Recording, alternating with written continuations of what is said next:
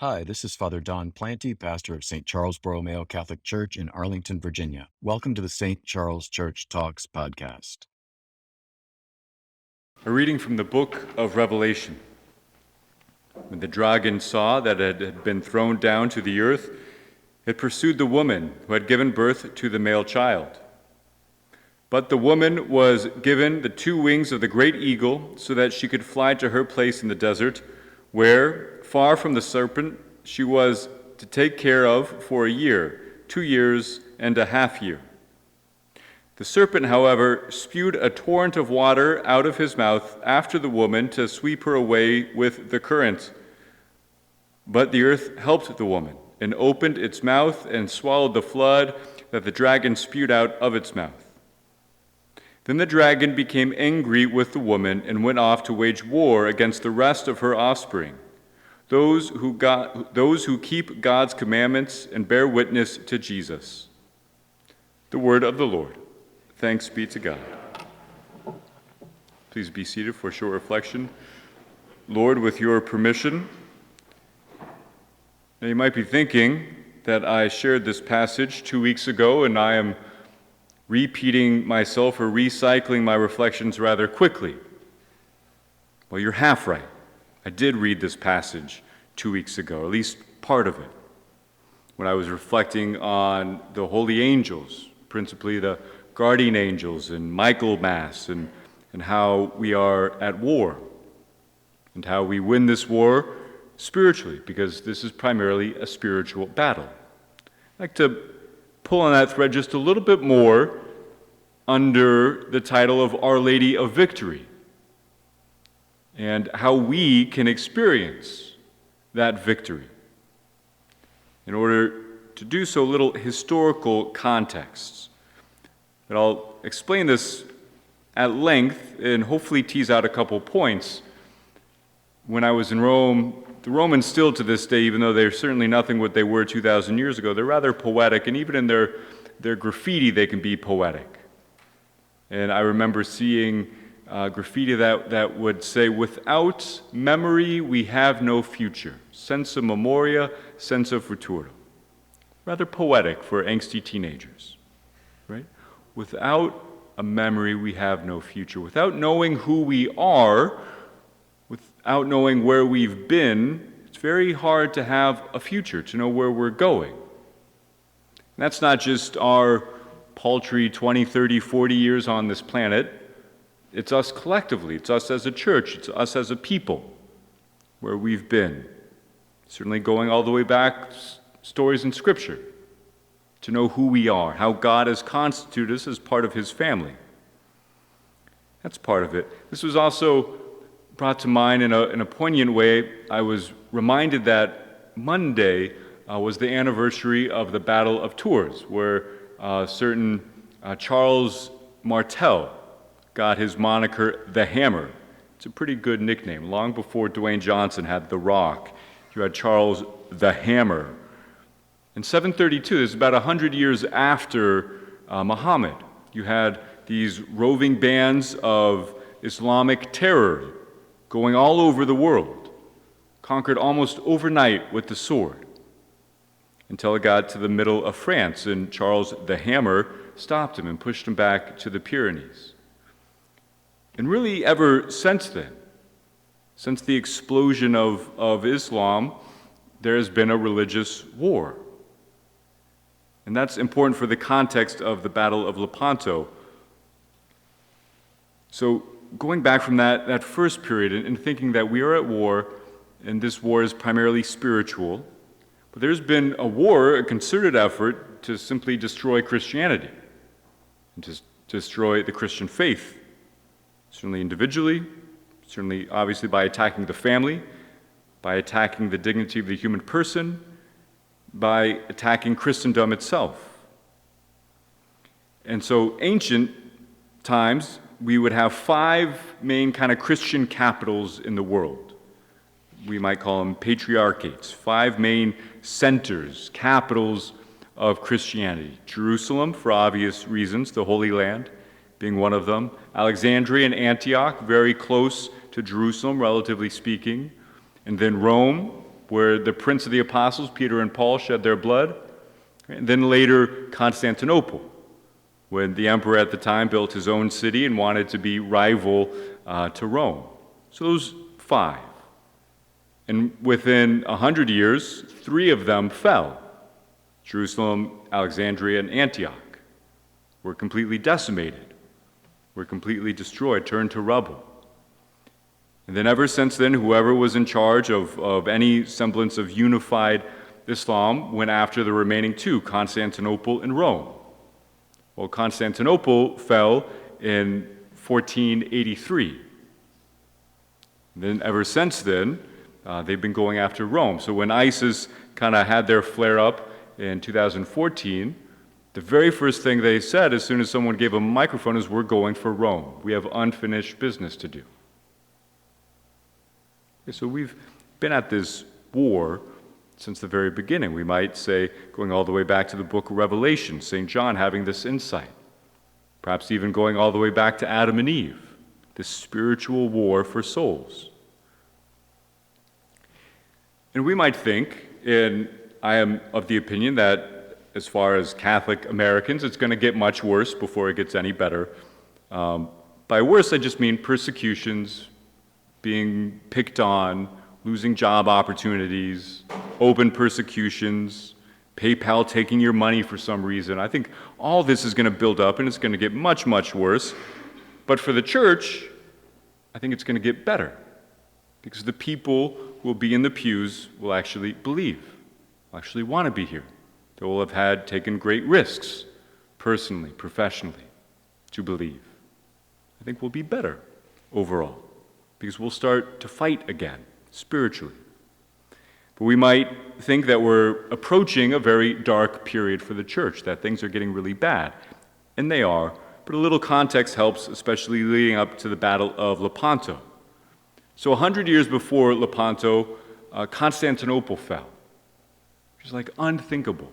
And part of the whole premise of the Crusades, 400 years before that, was to go and help the East, so that our Eastern Catholic and Orthodox friends could worship in peace, could worship without paying the Islamic tax, could worship without fear of being taken into slavery.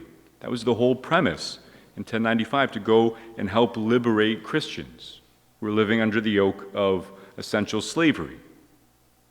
And with some success here and some failures there and some really embarrassing and scandalous atrocities that happened, some great acts of bravery and heroism, the Crusades vacillated back and forth until Constantinople fell.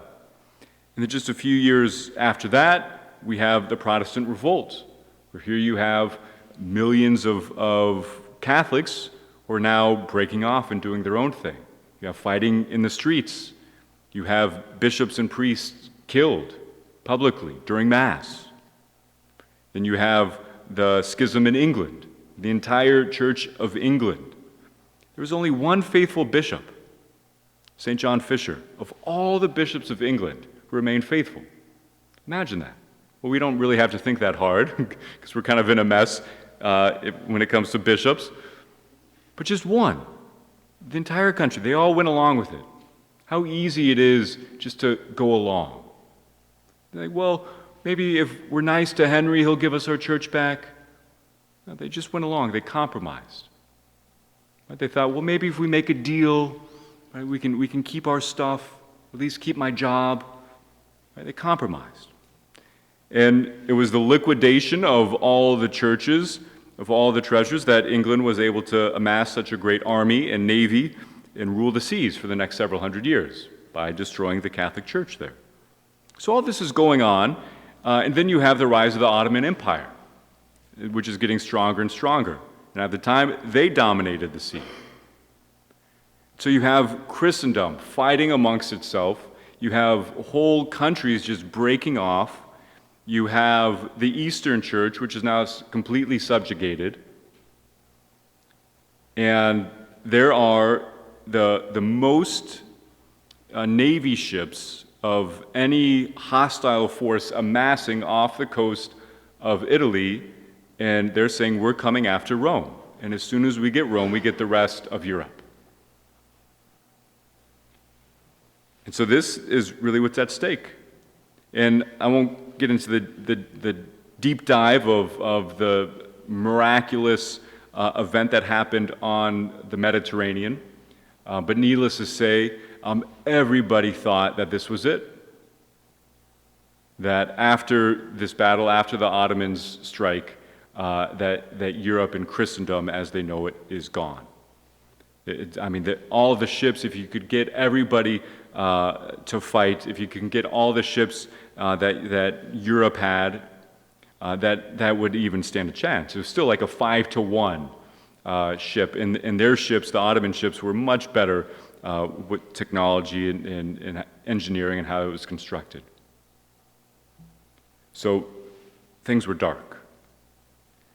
And what happened is the Pope at the time issued a decree that he wanted every able-bodied man to make their way to the Mediterranean to go fight. And he wanted everyone who remained to pray, particularly to pray the rosary for victory, for a miracle, really. And so this decree went out in 1571, and the battle started on October 7th, which is how we get the feast day, Our Lady of the Rosary. For a long time is called Our Lady of Victory. Okay, so there's the context.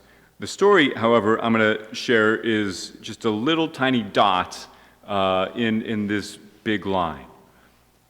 One of the things I like to do for fun and recreation in fraternities is to go hiking and climbing mountains. And there is a mountain that's relatively easy to get to from seminary in central Italy. They call them the Little Alps, the Alpeninis.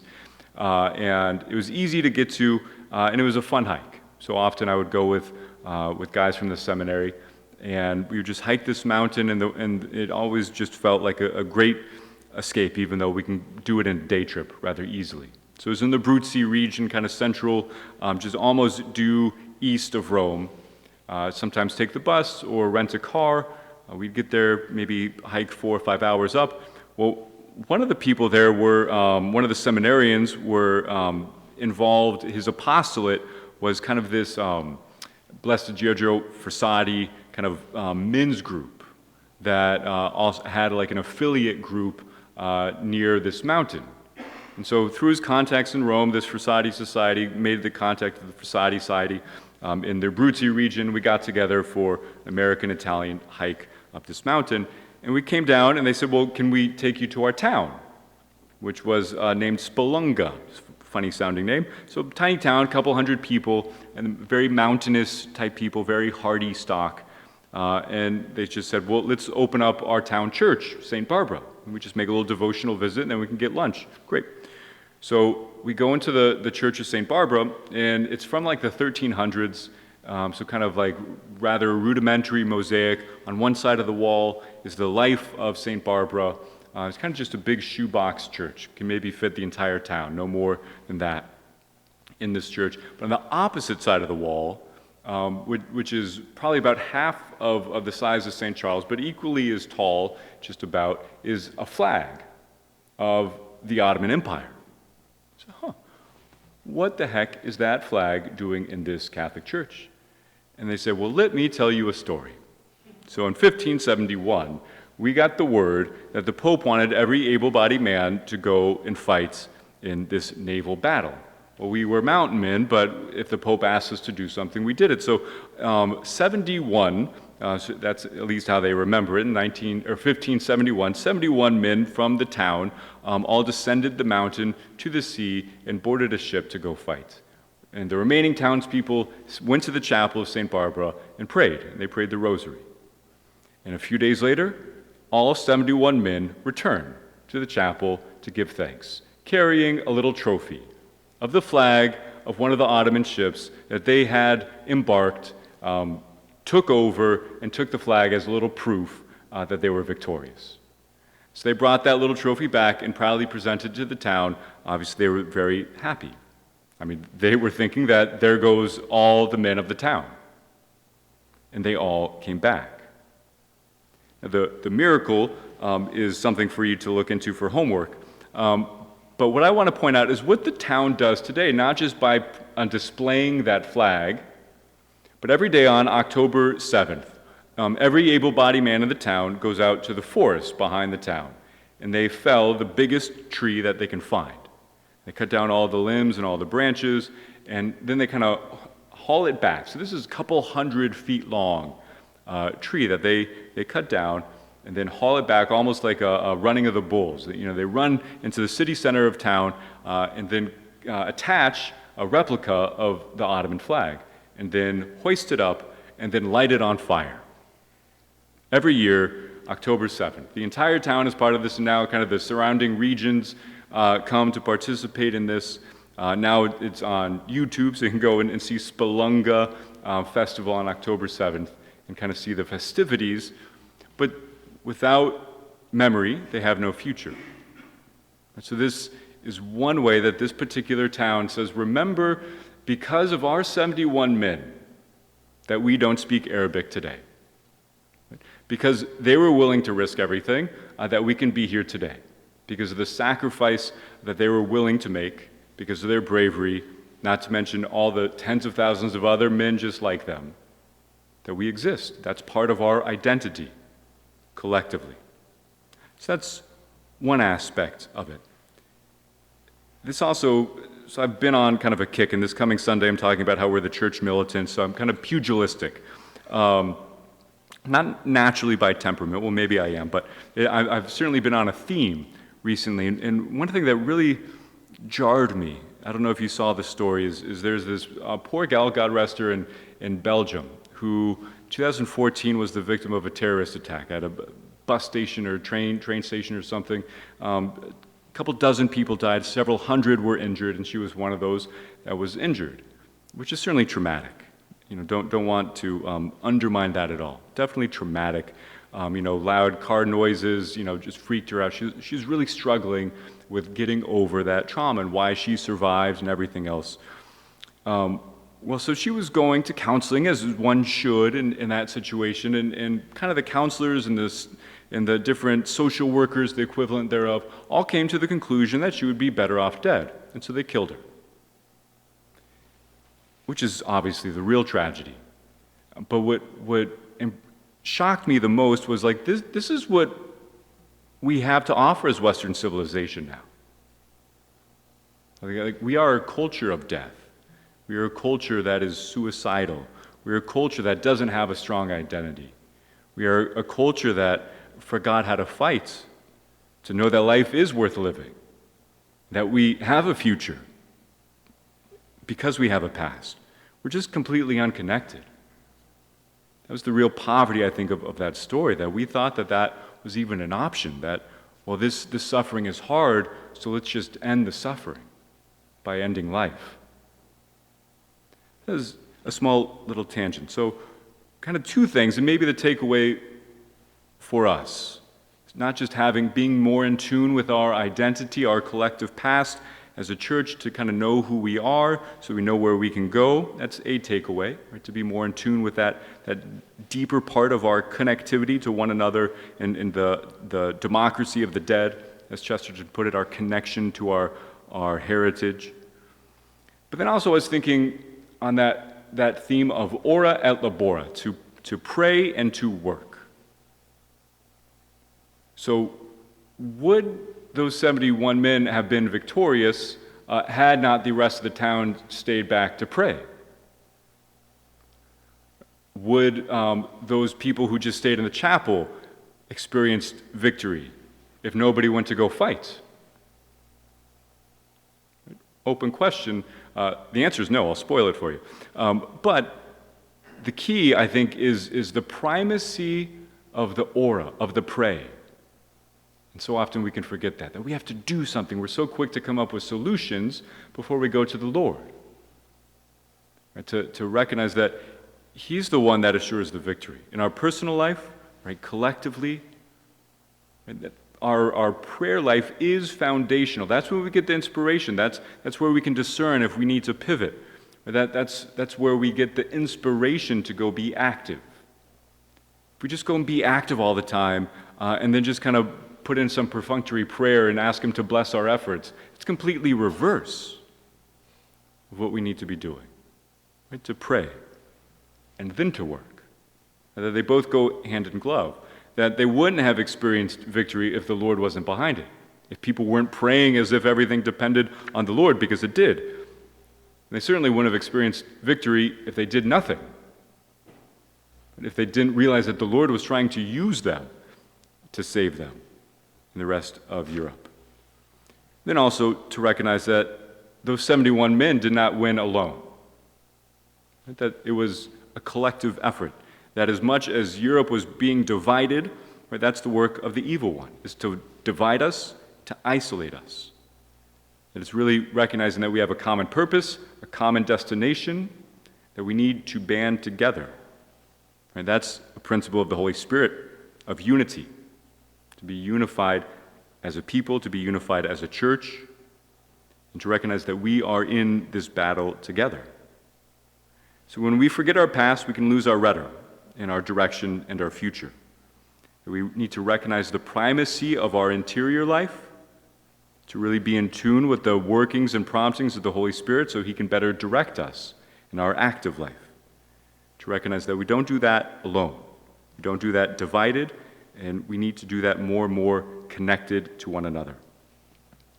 I'll conclude briefly. You probably heard the anecdote. Mother Teresa in airport security was a little bit different then, but she was coming into the United States and going through customs, and one of the customs agents asked her if she was carrying any weapons with her. And of course, she was in full habit, and everybody knew who Mother Teresa was by this point, and he was kind of just being a little cheeky. But she said, yes. He perked up real quick. Mother. And she kind of rattled her rosary beads. Yes, I do.